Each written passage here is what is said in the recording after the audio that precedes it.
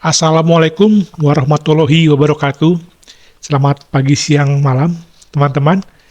Kita akan bahas buku saya yang terbaru, Kasus Waris Islam Populer, yang berisi 86 kasus, dibawakan secara diagram infografis. Isinya ada beberapa kategori kasus A, kasus B, sampai kasus I.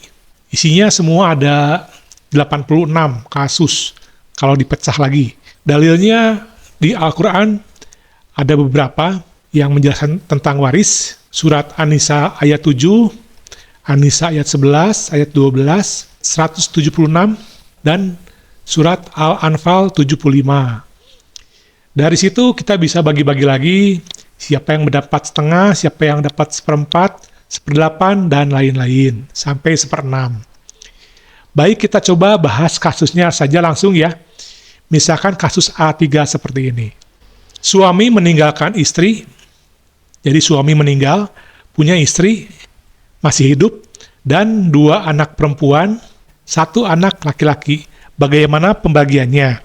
Suami ini yang sudah meninggal atau mayit, dihitung dulu perempuan terdekat dari suami, yaitu istri. Istri mendapat 1/8 karena dia punya anak. Kalau tidak punya anak, maka 1/4 bagiannya. Kemudian dari 1/8 ini, ada sisanya, 7/8. 7/8 ini dibagi ke 3 anak. Tapi di sini ada anak laki-laki yang besarnya 2 kali perempuan. 1, 1, 2, menjadi 4. 4 pembaginya. 1/4 anak perempuan, 1/4 anak perempuan kedua, dan 2/4 anak laki-laki. Langsung dihitung yang istrinya dulu, jangan ke bawahnya dulu ya, perempuan terdekat. 1/8 dari 100 juta, misalkan mayit punya uang 100 juta tabungannya, atau keseluruhan hartanya 100 juta, maka istri mendapat 1/8 kali 100 juta, hasilnya 12,5 juta untuk istri. Sisanya 87,5 juta dibagi ke 3 anak, tapi laki-laki 2 kali perempuan. Maka bisa terlihat 1/4 dari 87,5 adalah 21,9 untuk anak perempuan. 1 ini. Anak perempuan kedua sama, 21,9. Anak laki-laki tinggal dikali saja, 21,9 kali 2, 43,8 juta. Kita coba kasus lain, masih mirip ya. Sekarang anaknya perempuan semua. Suami meninggalkan istri, tapi suami punya saudara nih, entah kakak, entah adik, pokoknya saudara, laki-laki.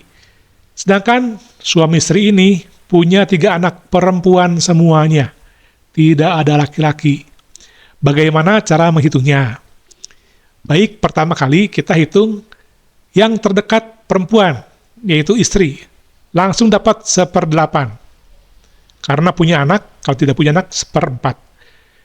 Anaknya itu, perempuan semua, dihitung satu kelompok, satu grup, mendapat 2/3 dari harta mayit. Bukan dari sisa ya. Kalau tadi kan sisa, sekarang langsung 2/3 dari harta mayit untuk grup anak perempuan.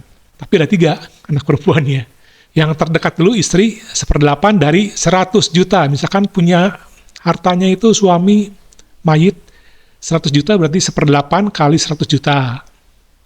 12,5 juta ya istri ini. Sekarang anak perempuan. Anak perempuan itu 2/3 grup dari 100 juta dari harta mayit.